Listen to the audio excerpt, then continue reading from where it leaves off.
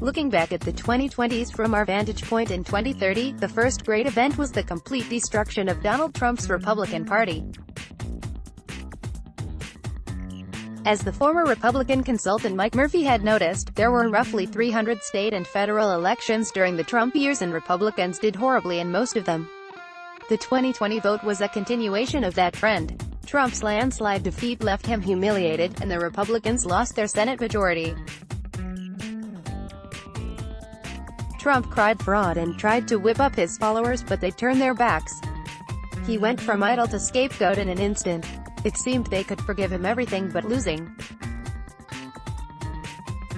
Many temporarily retreated from political life, the way evangelical Christians did after the ignominy of the Scopes trial. President Joe Biden faced an interesting dynamic in his party. The political power was with moderates. The intellectual power was with the left. People of color, whose views were largely more moderate, became the crucial swing faction.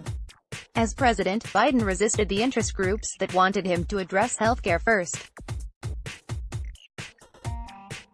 Instead, he did child and earned income tax credits, infrastructure, expanded early childhood education, expanded prison reform, and so on, what some writers called reparations by any other name.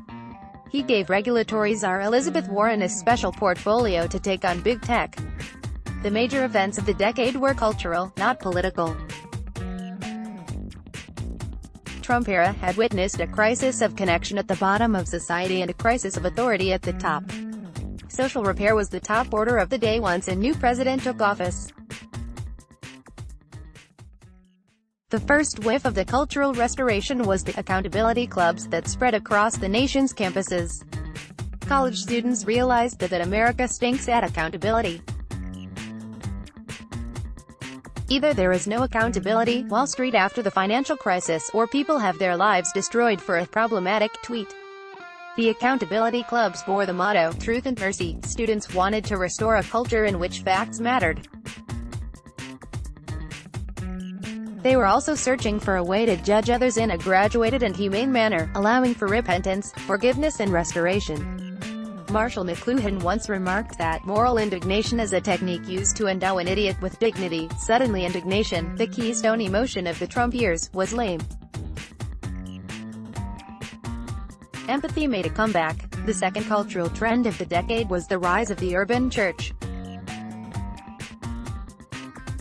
Suburban megachurch attendance fell, because the pastors had disgraced themselves under Trump.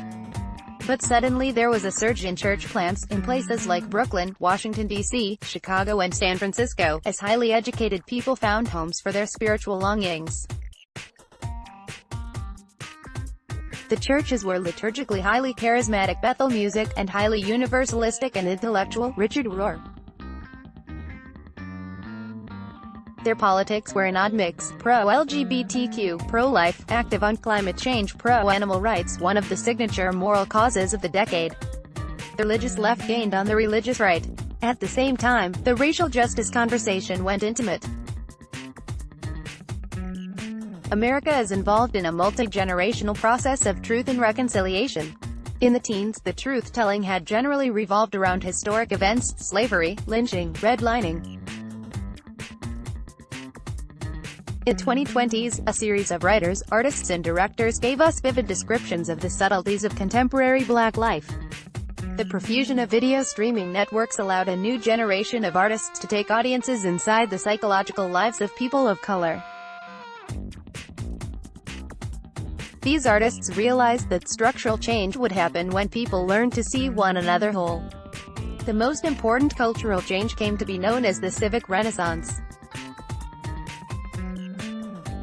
During the first 2 decades of the century, hundreds of thousands of new civic organizations came into being, healing political divides, fighting homelessness, promoting social mobility and weaving communities. But these organizations were small. They did not grow into the big national chapter-based structures that had repaired America's social fabric a century earlier, the YMCA, the Rotary, the Boy Scouts. By the 2020s, philanthropists and community builders realized the only way to change culture and weave the social fabric was by creating an AFL-CIO. of civil society, with big national voices and large, decentralized national organizations so that people across America had easy and practical pathways to get involved in community revival. In the 2010s, it seemed like the liberal order was cracking up. In the 2020s, that feeling vanished. The decline of the Chinese economy delegitimized the authoritarian model. It turns out you can't run a centrally controlled economy without a lot of waste, corruption and riot police. Meanwhile, the American political system began to work better. The GOP re-emerged under Josh Hawley and Marco Rubio as a better version of a working-class party, socially right, economically left. Democrats remained dominant through the decade. Their party's biggest accomplishment was in foreign affairs, the repair of America's alliances and the restoration of global American leadership. Americans were more collaborative in the 2020s, and New York Mets won the World Series every single year. The Times is committed to publishing a diversity of letters to the editor. We'd like to hear what you think about this or any of our articles. Here are some tips.